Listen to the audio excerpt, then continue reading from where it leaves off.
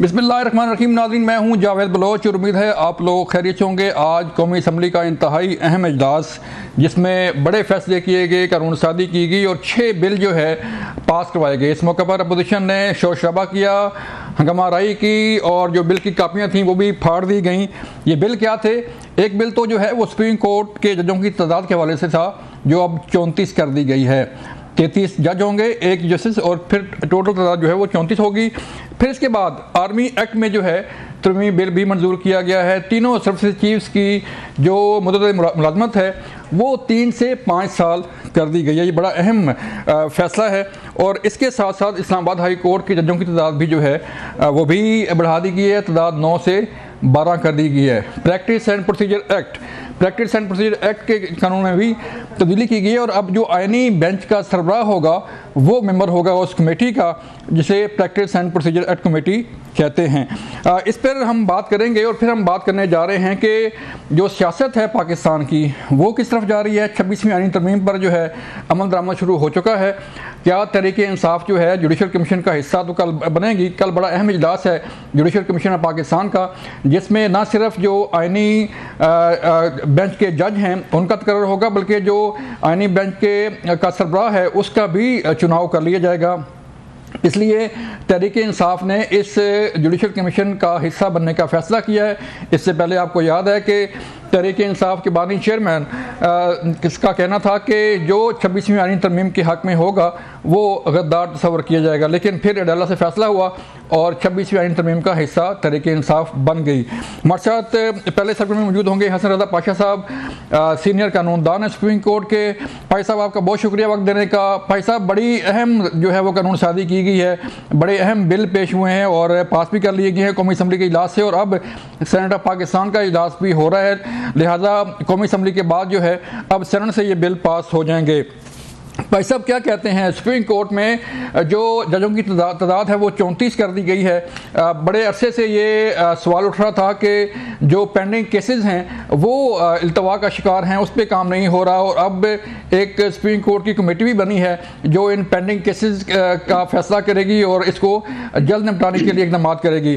तो सर, एक तो जो सुप्रीम कोर्ट के जजों की तादाद है सर, वो उस पर बात कीजिएगा, और फिर जो तीनों सर्विसेज चीफ हैं उनकी मुद्दत मुलाजमत जो है वो 3 से 5 साल कर दी गई है। सर, क्या कहेंगे? बलोच साहब,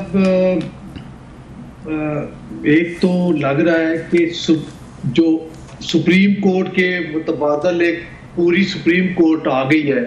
पहले 17 जजेस थे, अब 34 हो गए हैं, डबल हो गई। मुझे समझ नहीं आ रही कि कल तक तो हम ये सुन रहे थे कि 25 होगी तादाद, लेकिन यकदम जब आज बिल पेश हुआ तो 34 कर दी गई। जी। अब मैं समझता हूँ जाती तौर पे कि 34 की तादाद बहुत ज्यादा है। या तो ये है कि जजेस की तादाद इतनी करके, लेकिन जो जजेस तैनात करेगी वो शायद कम हो और हस्बे जरूरत फिर उनकी तादाद बढ़ाई जा सकती है। लेकिन इतनी पेंडेंसी इतनी नहीं है कि आप यकदम डबल कर दे। इस पे थोड़ा सा मैं जाती तौर पर रिजर्वेशन का शिकार हूँ। 25 की हद तक ठीक था, और मुझे जहां तक याद पड़ता है जो अपोजिशन पार्टी है पाकिस्तान तहरीक इंसाफ, इसके एक सेनेटर अली जफर साहब, बड़ी मुख्तदर शख्सियत है, वो भी उन्होंने इंदिया दिया था सेनेट में तकरीर के दौरान कि 4 या 5 जजेस का इजाफा हो जाए तो हमें कोई एतराज नहीं है। लेकिन यकदम इतने 17 जजेस का इजाफा कर देना, किस तरह वो बैठेंगे, कैसे, कहाँ पे, कोर्ट रूम कम है, वो कैसे पर्क्स एंड प्रिविलेजेस, बड़ा बर्डन, ओवर बर्डन हो जाएगा। लेकिन सर चलें लेकिन सर ये जो सवाल उठ रहा था कि केसेस पेंडिंग है, इल्तवा का शिकार हैं कई सालों से, आप भी सुप्रीम कोर्ट लायर हैं, आपने भी कई केसेस मुशाहिदा किए होंगे, तो कहा यह जा रहा था कि जो है वो एक नस्ल जो है वो केस करती है, फिर दूसरी नस्ल जाके जो है उसका फैसला सुनती है, तो ये भी तो सर था ना? बलोच साहब, मैं जाती तौर पर जजेस की तादाद में इजाफे का दाई था, और मैं ये आपके प्रोग्राम में भी कई दफा ये कह चुका हूँ कि जब कॉन्स्टिट्यूशन बेंच की तश्कील हो रही है तो इस हिसाब से जजेस की तादाद में भी इजाफा होना चाहिए। अगर आप जजेस की तादाद में इजाफा नहीं करते तो कॉन्स्टिट्यूशन बेंच जिस सोच के साथ बनाया जा रहा था कि टाइम ज़ाया होता है और आम जो लिटिगेंट है उसके केसेस की सुनवाई नहीं होती और पेंडेंसी बहुत ज़्यादा है, तो मैं समझ रहा था और मेरे ज़हन में यही था कि 5 से 7 जिसकी हद तक तादाद बढ़ाई जाएगी, लेकिन तादाद बहुत ज़्यादा जो है इस पर बड़ी रिजर्वेशन होगी और मैं समझता हूँ कि हुकूमत कोई जस्टिफिकेशन अभी तक हमारे सामने नहीं आई। 25 की हद तक तो हम सपोर्ट कर रहे थे। भाई साहब एक और चीज़ जो है supreme court practice and procedure committee जो है उसमें जो आईनी बेंच का सरबराह होगा सर उसे शामिल किया गया, ये ठीक है? इससे बेहतरी होगी? जारी बात जी ये बिल्कुल ठीक है बलोच साहब, इसमें कोई मैं समझता हूँ कि कोई मजायका नहीं है कि जब आप एक इलादा बेंच तश्कील दे रहे हैं और उन मुअज़्ज़ज़ जज साहिबान ने सिर्फ कॉन्स्टिट्यूशनल काम ही सुनना है तो फिर उनकी भी बेंच की तश्कील के लिए अगर वो कमेटी के पास इख्तियार आ जाता है और कमेटी ही देगी और उसमें सीनियर जज जो है उनके वो उस कमेटी का हिस्सा होंगे तो इसमें कोई मजाका नहीं है, ये ठीक है, इसको हम सपोर्ट करते हैं और हम कहते हैं कि कम अज कम जो उनकी भी input for constitution of benches में और केसेस की जो फिक्सेशन है उसमें हो जाए तो कोई मजाका नहीं है, बल्कि ये ज्यादा बेहतर बात है। ठीक है सर, एक और बड़ा अहम बिल जो है आर्मी एक्ट में तरमीमी बिल जो है वो मंजूर हुआ और जिसके तहत जो है वो तीनों सबसे चीज़ आर्मी चीफ, एयर चीफ और नेवल चीफ की जो मुद्दत मुलाजमत है वो 3 साल से 5 साल कर दी गई है। ठीक फैसला है सर हुकूमत का? पहले जो है वो खबरें आती थी कि अब एक आर्मी चीफ की मुद्दत जो है ख़त्म हो रही है तो एक्सटेंशन की खबरें आना शुरू होती थी, कभी आर्मी चीफ की कभी एयर चीफ की, तो ये बेहतर होगा कि जो पॉलिसियाँ हैं वो उसका अपना चलती रहे हो? साहब मैं अगर आप मुझसे ज़ाती तौर पर पूछते हैं तो मैं किसी किस्म की भी एक्सटेंशन के खिलाफ हूँ, ठीक है, लेकिन अगर आप एक कानून साजी करके कानून की उस शेल्टर में आके आप किसी का टेन्योर बढ़ाना चाहते हैं इररिस्पेक्टिव ऑफ दिस फैक्ट कि आप किसी एक शख्स का बल्कि बाद में आने वाले तमाम जो सर्विस चीफ्स हैं उनका टेन्योर बढ़ता है तो ठीक है, लेकिन एक्सटेंशन वाली बात हमेशा वो काबिल मुजम्मत रही है, चाहे वो पार्लिमान के एक्ट के आप यानी कॉन्स्टिट्यूशन में अमेंडमेंट करा के एक्सटेंशन देते हैं या आप अदरवाइज देते हैं, दोनों सूरतों में वो मुनासिब नहीं है। लेकिन जब आप एक कानून साजी करके आप टेन्योर बढ़ा रहे हैं तो वो फिर ज़ाहिर पार्लिमान के पास कानून साजी का इख्तियार है, वो उन्होंने कर दिया। और देखिए आपने इस कानून के बगैर आपने मेरा ख्याल है मुझे जहां तक याद पड़ता है नेवल चीफ का या एयर चीफ का 1 साल का एक्सटेंशन दिया था आपने और इसी तरह DGISI का भी आपने 1 साल का एक्सटेंशन दिया था। अगर अब आप किसी कानून के दायरे में रह के अब उसकी एक्सटेंशन की बात कर रहे हैं तो ठीक है, कानून साजी इनका हक है, ये कर सकते हैं। अच्छा सर, एक और बड़ी जो चीज़ है कि कल जुडिशल कमीशन का इजलास होने जा रहा है, पहला इजलास है और बड़ा अहम इजलास है। इसमें जारी बात है जो आईनी बेंच के जज साहबान हैं उनका तकर्रुर होगा, जो आईनी बेंच का सरबराह है उसका भी चुनाव होगा सर। तो हालात किस तरफ जा रहे हैं सर? आज भी बात हुई कि मंसूर अली शाह साहब ने ये रिमार्क्स दिए कि सारे केसेस जो है वो आईनी बेंचेस को जा रहे हैं, कुछ हमारे पास भी रहने दें। तो ये तो नहीं होगा कि सारे सुप्रीम कोर्ट के केसेस जो है वो सारे ही आईनी हो जाएंगे? देखिए एक बात बिल्कुल दुरुस्त है, जस्टिस मंसूर अली शाह साहब जब भी ये 26वीं अमेंडमेंट आई उसके बाद मुतअद्दिद केसेस उन्होंने सुनने से माजूरी का इजहार किया कि इसमें कॉन्स्टिट्यूशनल मैटर है ये और इसको कॉन्स्टिट्यूशन बेंच की तरफ ही जाना चाहिए। मीनिंग देयर बाय कि इम्प्लाइडली उन्होंने जाहिर है अब एक पार्लिमान ने आइन में तरमीम की है तो उस पर अमल दरामद भी होना है तो उन्होंने भेज दिया। लेकिन दूसरी चीज बड़ी इंपॉर्टेंट है कि अगर वो उनका कहना कि तमाम केसेस उधर चले जाएंगे, मेरा ख्याल है ऐसी बात नहीं है, बेशुमार केसेस हैं, बल्कि उनकी तादाद कॉन्स्टिट्यूशन केसेस से ज्यादा है जो कि सुप्रीम कोर्ट ऑफ पाकिस्तान के मुअज़्ज़ज़ जज साहिबान ने समाअत करनी है, जिनमें सिविल, क्रिमिनल, सर्विस मैटर्स है और बाकी बेताशा ऐसे फील्ड्स हैं जहां से वो केसेस उनको सुन भी रहे हैं और वो सुनते चले आ रहे हैं, तो आइंदा भी वो सुनेंगे। अब सर जो गिला था, जो एक शिकवा था जी के केसेस ज़्यादा हैं, तादाद कम है सुप्रीम कोर्ट की, तो आप समझते हैं कि अब तो 34 हो गए जज और जो रिलीफ मिलना चाहिए केसेस में लोगों को वो मिलेगा? सब बिल्कुल ठीक है, मैं अभी भी इतनी तादाद मुझे कोई समझ नहीं आ रही।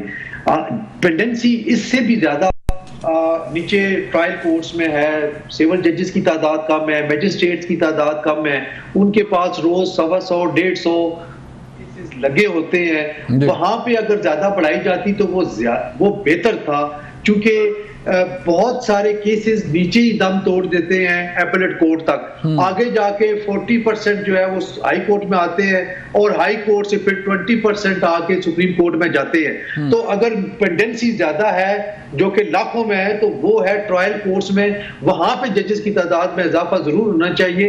और यहाँ पे भी जरूरत तो थी, लेकिन इतनी ज्यादा तादाद में जरूरत नहीं थी, कुछ कम 25 की हद तक तो ठीक था, 34 बहुत ज्यादा लग रही है। बहरहाल अब हुकूमती ज़ुमा को हम सुनेंगे, आपके तवज्जो से भी सुनेंगे, मीडिया पे भी वो आएंगे कि वो जस्टिफिकेशन क्या देते हैं। एक सर कमेंट आ गया मौलाना फजल रहमान साहब का, उन्होंने फरमाया जी कि आर्मी चीफ की जो एक्सटेंशन है या मुद्दत मुलाज़मत में तोसी है वो हुकूमती मामला, इंतजामी मामला है, उससे हमारा कोई लेना देना नहीं है, लिहाजा वो मान रहे हैं।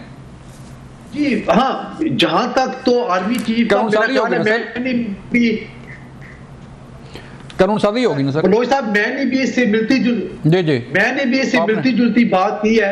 मौलाना फजल रहमान साहब ने जिस तरह फरमाया कि ये इंतजामी मामला है और वो कर सकते हैं, और अदरवाइज भी ये करते जा रहे हैं, कोई ना कोई हुकूमत आर्मी चीफ या सर्विसेज चीफ को एक्सटेंशन भी दे रही है, उनकी मुद्दत मुलाज़मत में इजाफा कर रही है। मुझे ब्रेक के लिए कहा जा रहा है सर, मिलते हैं ब्रेक के बाद।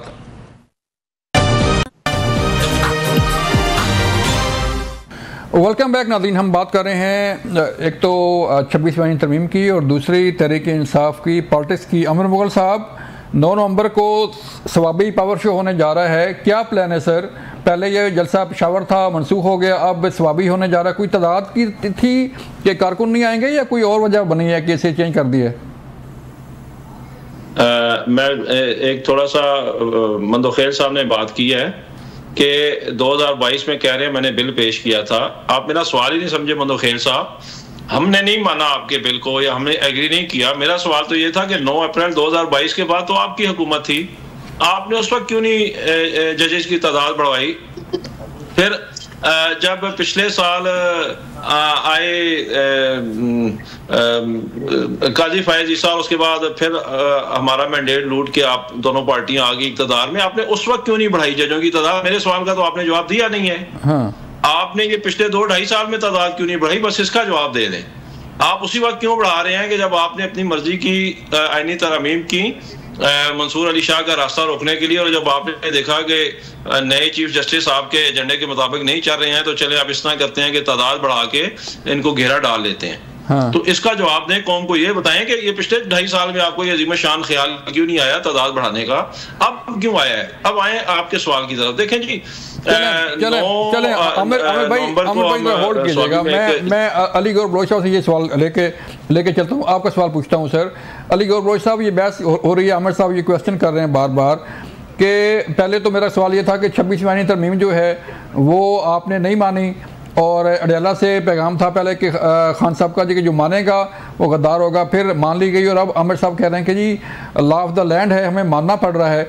तो कल जुडिशल कमीशन का इजलास भी होने जा रहा है अली गौर बलोच साहब, जिसमें शबली फराज साहब और उमर अयूब साहब बैठेंगे, वहाँ पे इजलास का हिस्सा होंगे, लेकिन ना सेनेट का हिस्सा थे, ना कौमी असम्बली का हिस्सा थे, और ना ही जो पार्लिमानी कमेटी जिसमें नाम दे के जो है वो नहीं गए थे। क्या कहेंगे? बिस्मिल्लाहिर्रहमानिर्रहीम। वो एक कहावत है ना, मीठा मीठा हप हप कड़वा कड़वा थू थू। पहली बात तो ये है कि जब सहूलतकारी बंदियालवी अदालत से होती थी तब तो इनको इतराज नहीं था। जब सहूलतकारी जो है वो होती, और अब जब इनका मतलब है कि ये काजी फायज ईसा साहब का वक्त आया तो मैं समझता हूं कि जो हमारे जस्टिस मंसूर शाह साहब हैं वो एक, इसमें कोई दूसरी राय नहीं कि वो एक इंतहाई काबिल जज, लेकिन उनको उनके कंधों के ऊपर भी इन्होंने जो हाथ रखा कि ये हमारे जज हैं और ये हमारी सहूलतकारी करेंगे, तो उसके बाद मेरा ख्याल है कि पहली बात तो ये है कि उनको भी डिस्प्यूटेड इन्होंने ही करार दिया है और उनकी जो एक सियासी पोजीशन बन गई और ये बन गया कि ये एक तरफा ट्रैफिक चलाने लगे हैं इनकी सहूलतकारी के लिए, उसमें इस पार्टी का बहुत ज्यादा अहम किरदार। बात यह है कि किसी भी पार्लिमान को ये कहना कि फलां वक्त में ये कानून साजी नहीं की गई, फलां वक्त में ये कानून साजी नहीं की गई, तो कोई भी पार्लिमान आपके फर्द वाहिद की जवाबदेह नहीं है। हाँ। एक तरफ आप सुप्रीम कोर्ट के अंदर जाते हैं और कहते हैं कि जनाब हमें नैब पर जो कवानीन है आपने उनकी मुखालफत की उन अमेंडमेंट्स की, दूसरी तरफ जब फायदा लेने की बात आई तो सबसे पहले दरखास्त लेकर आप पहुंचे हुए थे कि हमें इसका बेनिफिशियरी करार किया जाए। मकसद ये है कि हमारी पार्लिमान के बनाए हुए कवानीन जिसमें कि इनकी भी नुमाइंदगी है, वैसे उन पे नुक्ताचीनी करते हुए मुखालफत बराए मुखालफत में ये नजर आते हैं, लेकिन जब उससे फायदा उठाना हो और बेनिफिट लेना हो तो ये बिल्कुल उस वक्त हाजिर हो जाते हैं कि जनाब हम हाजिर हैं। ये लोग इन आईनी अमेंडमेंट्स में फजलुर रहमान साहब को लारा लगाते रहे कि हम आपके साथ चलेंगे और इनके जो चेयरमैन है इस वक्त बैरिस्टर, उन्होंने के साथ खड़े होकर प्रेस कॉन्फ्रेंस की। फिर ये जनाब अपने जो इनके सो कॉल्ड बानी है जब उनके पास गए तो उनकी तरफ से इशारा हुआ तो फजलुर रहमान साहब को भी छोड़ा, हालांकि अपनी मर्जी के साथ इन्होंने उसमें अमेंडमेंट्स भी करवाई उस मसले में। फिर खास तौर पर जो पार्लिमानी कमेटी असम्बली के अंदर बैठी उसका भी ये लोग हिस्सा रहे और उसका हिस्सा रहने के बावजूद इन लोगों ने मतलब है कि उसमें अपनी राय ना दी और जब अमेंडमेंट की बारी आई तो फिर ये भाग गए। और हालांकि मौलाना फजलुर रहमान साहब तो कह रहे थे कि अमेंडमेंट्स इस किस्म की हैं जो कि मैंने इनके कहने के ऊपर हुकूमत को कहकर उसमें तब्दीलियां करवाई हैं, तो ये कोई पहली बात नहीं है। अब जाहिर है कि ये कहते हैं क्या जजेस की तादाद बढ़ाना इस मुल्क के साथ नाइंसाफी है? लोग तो बेचारे 20-25 साल से सर पकड़ के बैठे हुए हैं। टाइम की बात नहीं है। जब भी कोई अच्छा काम किया जाए, हर पार्लिमान का काम कानून साजी करना है, हर पार्लिमान का एक इदारा है कानून साजी का, चाहे वो आईनी अमेंडमेंट करें अगर उनके पास अक्सरियत है, चाहे वो कानून साजी करें, ये उनका आईनी इख्तियार है। इससे कोई फर्दे वाहिद या कोई एक पार्टी जिसको वो सूट ना कर रही हो वो इससे इनकारी हो, ये उनकी अपनी मर्जी है, लेकिन उस कानून साजी को कम अज कम ये नहीं रोक सकते क्योंकि इनकी सियासत तो हमेशा जलाओ घराओ की रही है। मुझे ये बताएं, जो लोग क्लियरली 9 मई के वाकयात में मुलव्वस थे और जिन्होंने इस मुल्क में आग लगाई है और जो हर वक्त इस मुल्क के ऊपर चढ़ाई जिस तरह से इनके केपीके के आजकल कह रहे हैं कि रोज उनके बयानात आप सुने, क्या कोई वजीर आला इस किस्म की जुबान इस्तेमाल करता है और किसी कैपिटल के ऊपर चढ़ाई करता है मुल्की वसाइल लेकर? तो मैं समझता हूँ कि उनको ऐसे शर पसंदी का रास्ता रोकने के लिए वक्त का तकाजा है कि ऐसी कानून साजी की जाए कि इनकी एक तो सहूलतकारी खत्म हो उन शर पसंदों की जो कि शर पसंदी करते हैं सियासत का लिबादा ओढ़ के और उनके चेहरे बेनुकाब किए जाए। और जो लोग 9 मई के वाकयात से अभी तक सजाओं से बचे हुए हैं कहीं ना कहीं कानून साजी की आड़ में, उन लोगों के लिए भी कानून साजी जरूरी है ताकि वो अपने मंतकी अंजाम तक पहुंच सके। ठीक है, तो पार्लिमान आईनी तरमीम भी लाएगी, अगर जरूरत पड़ी तो एक और आईनी तरमीम भी लेकर आएंगे, अगर जरूरत पड़ी तो रोज कानून साजी करेंगे मुल्क के मफाद में। लेकिन ये ना समझे कि इनको मतलब है कि वो ठीक है। मनो खैर साहब कह रहे हैं कि अली गौर रोय साहब सुन लेना, सुन लें अली गौर साहब सुन तो लें, चुप भी नहीं होगा, सुनेगा भी नहीं, सुन तो लें। कानून बंदो खैर साहब कह रहे हैं कि ज्यादा ना छेड़ें, वो रोज आइन साजी करेंगे, कानून साजी करेंगे। जी ये बिल्कुल ये इस्तेहकाक है पार्लिमान का। पार्लिमान इदारा ही कानून साजी करने का है। कोई हमने ये थोड़ा मैं उनसे पूछता हूँ बाहर निकालने। चले आमिर मुगल साहब बताएं सर, क्यों सर ये अमन मुगल साहब ये तासर जो है वो मिलता है, जज जो है वो डिस्प्यूट हो जाते हैं, मुतनाज़ा बन जाते हैं, सोशल मीडिया पर ट्रोलिंग होती है, और मेरा जज और तेरा जज की जो है जो पॉलिसी है क्यों चलती है आगे सर? अमन मुगल साहब, आमिर मुगल साहब, आपको आवाज आ रही मेरी? जी जी जी जी आ रही है मैं जवाब दूं? जी जी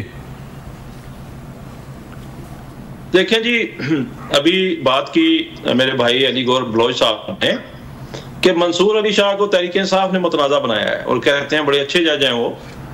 मेरा इनसे सवाल है, कोई एक बयान हमारे चेयरमैन बानी चेयरमैन इमरान खान का, बैरिस्टर गौर अली खान का जो कायम मकाम चेयरमैन है, या हमारे सेक्रेटरी जनरल सलमान अकरम राजा का, या हमारे अपोजिशन लीडर उमर अयूब का, ये चार मेन बंदे हैं। इमरान खान के बाद ये तीन बंदे नुमाइंदगी करते हैं। एक बयान दिखा दें इनका कि मंसूर अली शाह हमारे जज हैं, सिंगल एक बयान। ये वजह नहीं है बलोच साहब, ये कौम को बेवकूफ ना बनाए। अली गौर साहब आप कौम को बेवकूफ मत बनाए। मंसूर अली शाह को इसलिए हटाया गया है कि उसने आपका जो एजेंडा है उसको उसकी तकमील की हामी नहीं भरी। मैं एक लाइन ऐड कर दूं आमिर साहब, मैं एक लाइन ऐड कर दूं मैं एक लाइन ऐड कर दूं कि तहरीक इंसाफ का सोशल मीडिया जो है वो भरा हुआ था कि 25 के बाद हालात चेंज हो जाएंगे। जब मंसूर अली शाह साहब जो है वो जावेद बलोच साहब जी जी नहीं, एक मिनट सुने अली गौर साहब सुनेगा, मुझे जवाब देने दें। अली गौर साहब जी कादर साहब सुने देखिए बात ये है, सुने मैं वही कह रहा हूँ, मैंने चार जिम्मेदारान के नाम लिए, इनमें से किसी एक का बयान दिखा दें। अब आप आए, बात सोशल मीडिया पे आ गई। देखिए जब कोई इन्होंने भी तारीफ की मंसूर अली शाह साहब की, मैं भी कर रहा हूँ, तो जब एक आजाद जज जाएगा तो आप क्या एक्सपेक्ट करेंगे उससे? तो इंसाफ करेगा सर, याया साहब ठीक नहीं है आमिर साहब, याया फरीदी साहब ठीक नहीं है। याया फरीदी साहब जो है मैंने कब कहा है वो गलत है? मैंने कब कहा है वो गलत है? मैं तो ये कह रहा हूँ कि मंसूर अली शाह का रास्ता रोकने के लिए तरमीम की गई है, मंसूर अली शाह को चीफ जस्टिस ना बनने देने के लिए तरमीम की गई है। मैं तो ये कह रहा हूँ उसका रास्ता रोकने के लिए इन्होंने तरमीम किया है। अब आए, अभी अली गौर बलोच साहब कह रहे थे कि ये इंतशारी पार्टी है या इनका इंतशारी टोला है या 9 मई के वाकयात की बात कर रहे हैं।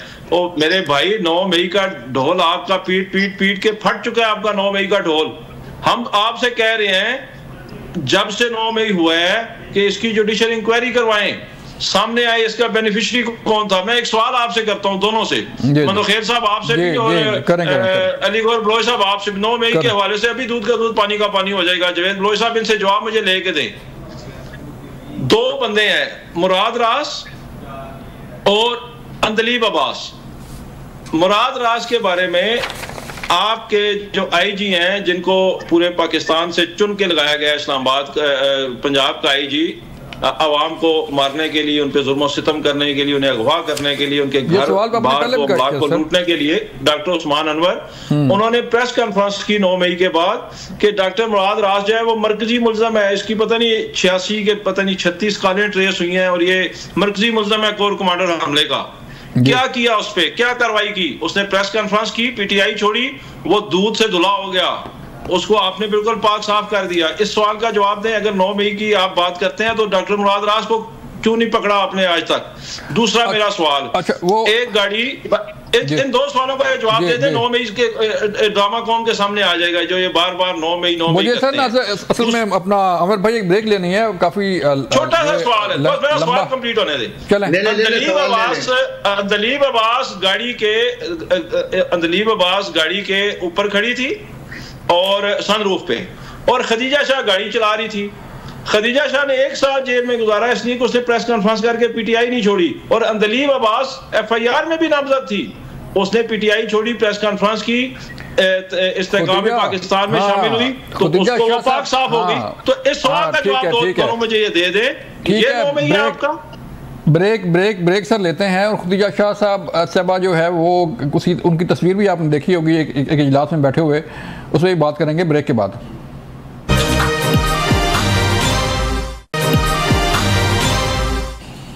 वेलकम बैक नाज़रीन। हम बहस तो चल रही है जुडिशल कमीशन की और जो कानून साजी हो रही है उसकी, लेकिन कादर मंदोखेल साहब मैं आपकी तरफ ही आता हूँ सर कि तहरीक इंसाफ के बानी चेयरमैन साहब जो है उसके मुतालिक ये कहा जा रहा है कि बड़ी जल्दी रिहा होने वाले हैं, विद इन मंथ जो है वो रिहा हो जाएंगे, कोई कहता है कि 2 हफ्ते में रिहा हो जाएंगे। तो आप कानूनदान भी हैं, कोई है कोई चांस कोई बगैर जो है वो अदालती फैसलों के बगैर ही कोई बंदा बाहर आ जाए कोई? जी बिल्कुल चांस है। अगर कोई पीर मुर्शिद जो ना कोई फतवा दे दे, कोई कुरान निकाल दे तो बिल्कुल हो सकता है। अच्छा, ये तो कोई नई बात तो नहीं है ना। दूसरी बात ये है कि मुझे कोई अकल का अंधा ये समझा दे कि 9 मई के वाकयात में सवाल पे आ रहा हूँ मुगल साहब के, 9 मई के core commander house petrol bomb, ये सारे मुकदमा कोई मुझे अकलमंद वकील ये समझा दे ये बगैर चले हुए वो कैसे बाहर आएंगे। नंबर 1 बात जी, आमिर मुगल साहब ने 1-2 सवाल छोड़े थे, मैं उसके जवाब देना। 9 मई का आपका मुराद रास और अंदलीब मुरकजी मुलजिम है। तो जनाब मुगल साहब आपने भी FIR भुगती है, तफ्तीश होती है तो तफ्तीश में A से B हो जाती है, B से A हो जाता है। फर्स्ट इंफॉर्मेशन रिपोर्ट कहते हैं FIR को। जब ये तफ्तीश होती है तो उसके बाद चालान बनता है जिसको फाइनल हम कहते हैं। तो फर्स्ट इंफॉर्मेशन रिपोर्ट में कोई भी आ सकता है। नंबर 1 बात ठीक है। दूसरी बात आपने खदीजा शाह की बात की है। खदीजा शाह अभी तो जेल कमेटी के मेंबर भी हो गई, जेल इस्लाह कमेटी के हवाले से। तो मैं ये समझ रहा हूँ कि ये सारी चीजें आप उसी वीडियो को लेके, आप उसी ऑडियो के लेके जो कानूनी शहादत का आर्टिकल 164 में वाज़ेह है कि ये एडमिसेबल है before any court of law, तो आप ले जाते हैं। आपने तो सुप्रीम कोर्ट से स्टे लिए कि बाबा ये मुकदमा अंदर चलाओ। नंबर 1 बात। दूसरी बात ये कि आपने बात की जस्टिस मंसूर अली शाह से। आप सोशल मीडिया को छोड़िए जावेद बलोच साहब, क्या इमरान खान साहब ने खुद नहीं कहा था कि अक्टूबर आने दो? अक्टूबर में क्या था कि उस वक्त के कानून के मुताबिक जस्टिस मंसूर अली शाह साहब ने होना था, उसके बाद जाके जस्टिस मुनीब अख्तर होने थे। आपने अली गौर बलोच के बकौले आपने दोनों के कंधे या सर पे हाथ रख के आपने खुद इन जज साहिबान को मुतनाज़ा बना दिया। जब आपने मुतनाज़ा बना दिए तो फिर तो जारी बात है जो कमेटी हो तो फैसला करेगी कि गैर मुतनाज़ा शख्स आ जाए। और फिर गैर मुतनाज़ा शख्स के बारे में भी आपके पार्टी ने कहा कि हम नहीं मानते। आपके उसने कहा है, आपके जो सीनियर सेनेटर है वकील साहब आमिर खान, उसने कहा हमारे लाशों पे गुजरेगा। और आपको वज़ीर आला तो 1.5 घंटा पहले ऐवान सदर पहुंच गए अलबरदारी तकरीब में। तो खुदा का वास्ता को एक रास्ता इख्तियार करे, या यस या नो, या एब्सोल्युटली नो जो ना ये वाले पॉलिसी थोड़ा तर कर दे, क्लियर पॉलिसी कर दे। ठीक है अली गौर साहब, आप सर बताइएगा कि जो तहरीक इंसाफ फिर दोबारा से जो है वो जलसे जुलूस का प्लान कर रही है। 9 नवंबर को जलसा भी है स्वाबी में, पहले पेशावर में प्लान था, अब 9 नवंबर को होगा स्वाबी में। तो फिर वही जो है वो लाठीचार्ज, आंसू गैस के शैल और जलसा जुलूस जलाओ घिराओ। देखें, बुनियादी तौर पर तो बात ये है कि जिस तरह से मैंने कहा कि अगर इस पार्टी की तारीख देखी जाए और जिस तरह से पहले जनरल पाशा का नाम, फिर जनरल ज़हीरुल इस्लाम का नाम, मेरे सवाल का जवाब दे दे माज़रत के साथ, फिर बाजवा साहब से ये लोग मुस्तफीद हुए, मैं उसी तरफ आ रहा हूँ, फिर बाजवा साहब से मुस्तफीद हुए।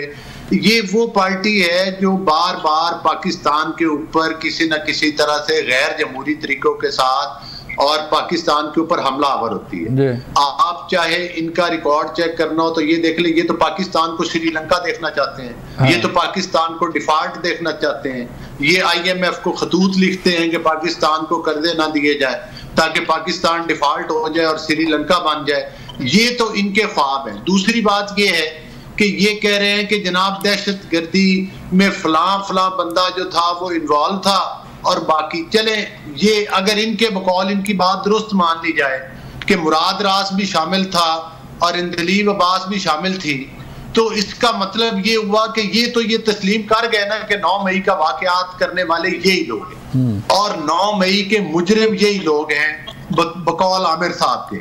अब अगर 2 छूट गए और उसमें बाकी मुलव्वस हो, मैं तो इनकी राय से हाँ मिलाता हूँ आमिर साहब की कि किसी को भी, अगर कोई भी बंदा, चाहे वो अंदलीब अब्बास हो, चाहे वो अली गौहर हो, चाहे वो आमिर मुगल हो, कोई बंदा 9 मई के वाकयात में मुलव्वस है तो उसको रियायत नहीं होनी चाहिए। ठीक है, मैं इस बात से मुत्तफिक हूँ, लेकिन मैं आपके प्रोग्राम से, इनका वसातत से इनका शुक्रिया भी अदा करता हूँ कि आज के प्रोग्राम में इन्होंने ये तस्लीम कर लिया कि पीटीआई वाकई ही 9 मई के वाकयात में मुलव्वस है और हमलावर है।